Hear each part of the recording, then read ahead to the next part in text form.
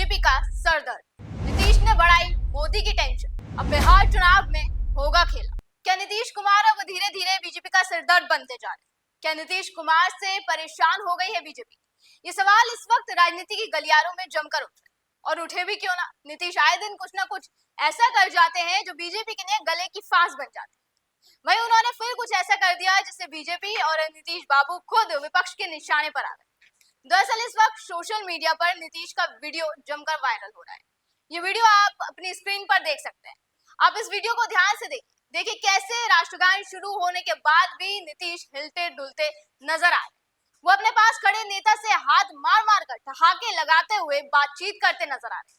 यही नहीं, वो मंच के सामने लोगों को देखते हैं, उनके साथ हाय हेलो नमस्ते करते हैं और पास खड़े बेचारे नेताजी बार बार उन्हें इशारा करते हैं, उन्हें समझाने की कोशिश करते हैं कि भाई राष्ट्रगान चालू है, थोड़ा ठहर जाओ। लेकिन जब तक नीतीश को ये बात समझ आती तब तक उनका वीडियो वायरल होने के लिए पूरी तैयार हो चुका था। सेपक तकराव विश्व कप 2025 के उद्घाटन में नीतीश शिरकत करने पहुंचे थे, जिस दौरान का ये वीडियो वायरल हो रहा है। अब जैसे जैसे ये वीडियो वायरल हुआ, विपक्ष को और सरकार विरोधियों को विरोध करने का अच्छा मौका मिल गया। विपक्ष ने इसके खिलाफ मोर्चा खोल दिया।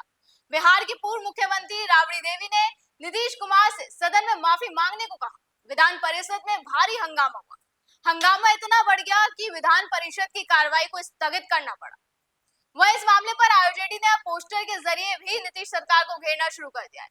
देखिए, राजनीति गलियारों में कोई विवाद गूंजे और उसमें पोस्टर की एंट्री ना हो, ऐसा तो मुश्किल से ही होता है, खास करके बिहार में। इस मामले पर भी पोस्टर लगे जिसमें नीतीश की फोटो के साथ लिखा है कि नायक नहीं खलनायक हूं मैं। हाँ, मैंने किया है महिलाओं का अपमान, किया है गांधी जी का अपमान, अब हो गया राष्ट्रगान का अपमान। जी हाँ, मैं हूँ खलनायक। ये सब इस पोस्टर में आप देख सकते हैं। बता दें, लगातार दूसरा दिन है जब पटना में राबड़ी आवास के बाहर मुख्यमंत्री नीतीश कुमार के खिलाफ पोस्टर लगाए गए हैं। आरजेडी की महिला नेता संजू कोली की ओर से ये पोस्टर लगाया गया। नीतीश का ये हालिया कहते खूब सुर्खियां बटोर रहा है। विपक्षी दलों आरजेडी और कांग्रेस को आगामी राज्य चुनावों में इसका फायदा उठाने का मौका मिल गया है। विपक्ष का कहना है कि नीतीश की स्वास्थ्य की स्थिति को देखते हुए उन्हें एक और कार्यकाल नहीं दिया जा सकता। अब इससे जाहिर तौर पर बीजेपी की मुश्किलें भी बढ़ने वाली है, खास करके बिहार विधानसभा चुनाव के लिहाज से, क्योंकि जेडीयू बीजेपी की सहयोगी पार्टी है। हालांकि कहा जा रहा है कि बीजेपी को जेडीयू और एलजेपी के साथ एक और कार्यकाल जीतने का भरोसा है, लेकिन पार्टी की ये चिंता है कि ऐसा पहली बार नहीं हो रहा। सार्वजनिक रूप से पहले भी नीतीश कुमार के अप्रत्याशित व्यवहार ने अक्सर विरोधियों को मौका दिया है।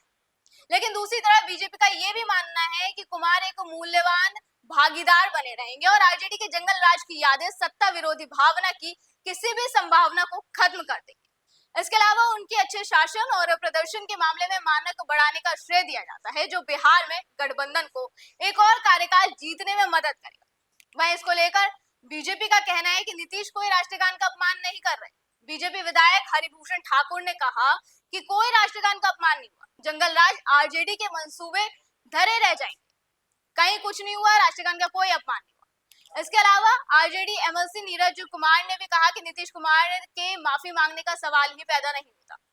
लेकिन अब इस पर सवाल ये कि जब राहुल गांधी इस तरह की हरकत करते हैं तो यही पार्टियां उनको जमकर घेरती हैं, उनका मजाक बनाती हैं। आपको याद होगा कि अभी जनवरी में ही संविधान सुरक्षा सम्मेलन के दौरान राहुल गांधी का भी इसी तरह का एक वीडियो वायरल हुआ था, जिसमें वो भी राष्ट्रगान शुरू होने के बाद हिलते डुलते नजर आए। उस वक्त इन्हीं पार्टियों ने और खास करके बीजेपी के तमाम नेताओं ने उनको जमकर घेरा था। लेकिन फिलहाल इस मामले में बीजेपी के अधिकतर नेता चुप हैं। वही इस मामले में दूसरे पहलू की बात करें तो नीतीश कुमार का स्वास्थ्य एक बड़ा मुद्दा होगा और इसका फायदा आने वाले समय में बीजेपी को मिल सकता है। बीजेपी चुनाव के लिए अपनी अलग अलग नीति तय कर रही है। 29 और 30 मार्च को अमित शाह आने वाले हैं, तो अप्रैल में पीएम मोदी का भी कार्यक्रम होने वाला है। बीजेपी ये पहले ऐलान कर चुकी है कि पीएम मोदी के नाम और नीतीश के काम पर चुनाव लड़ा जाएगा। इससे भी इनकार नहीं किया जा सकता कि बिहार में जातिगत राजनीति होती है और नीतीश मतलब पिछड़ों का वोट बैंक, जिसे बीजेपी अपने पाले में करने के लिए नीतीश से दूरी बनाएगी। नीतीश कुमार के पास आज भी जनाधार है, लेकिन उनके स्वास्थ्य को लेकर सवाल उठेगा तो सीएम के चेहरे पर बीजेपी अपना कदम बढ़ाएगी। जातिगत राजनीति में अभी एनडीए पूरी तरह मजबूत स्थिति में है। चिराग पासवान, जीतनराम मांझी भी एनडीए के साथ है। ऐसे में बहुत बड़ा नुकसान एनडीए को नहीं होगा। बीजेपी की रणनीति है कि यादव मुस्लिम को छोड़कर वो सभी जातियों को एकजुट करे। वही ये भी सच है कि वर्तमान में मुख्यमंत्री नीतीश कुमार की पार्टी जनता दल यूनाइटेड कमजोर हो चुकी है। लोकसभा में जेडीयू और बीजेपी दोनों 12-12 सीटें जीती, लेकिन केंद्रीय मंत्रिमंडल में कोई ऐसा चर्चित मंत्रालय जेडीयू को नहीं दिया गया। हाल के दिनों में बिहार में मंत्रिमंडल का विस्तार हुआ, 6 नए मंत्री बनाए गए। चर्चा थी कि जेडीयू के 2 मंत्री बनेंगे, लेकिन सारे बीजेपी के मंत्री बने। इसके अलावा ताजा मामला पटना यूनिवर्सिटी छात्र संघ का चुनाव है। पिछली बार अध्यक्ष सहित 4 पदों पर जेडीयू ने जीत दर्ज की थी। इस बार चुनाव से बाहर है, जिसका लाभ बीजेपी ले रही है। अब उम्मीद की जा रही है कि आगे बिहार विधानसभा में भी बीजेपी को इसका फायदा मिलेगा। अब विपक्ष कह रहा है कि नीतीश की मानसिक स्थिति ठीक नहीं है और फिर से वो सत्ता में नहीं आ सकते, जिससे बीजेपी की मुश्किलें बढ़ सकती हैं। तो वहीं दूसरी तरफ हमने आपको ये भी बताया कि बीजेपी का यही मुद्दा, यानी नीतीश की स्वास्थ्य की स्थिति का यही मुद्दा किस तरह से बीजेपी को फायदा उठा सकता है। ऐसे में देखना होगा कि नीतीश का स्वास्थ्य का मुद्दा बिहार विधानसभा चुनाव में बीजेपी को फायदा पहुंचाता है या नुकसान, जो आने वाला वक्त ही बताएगा। फिलहाल आज की वीडियो में बस इतना ही। आपसे होगी फिर मुलाकात। आप देखते रहे DNP इंडिया, हर खबर भरोसे के साथ।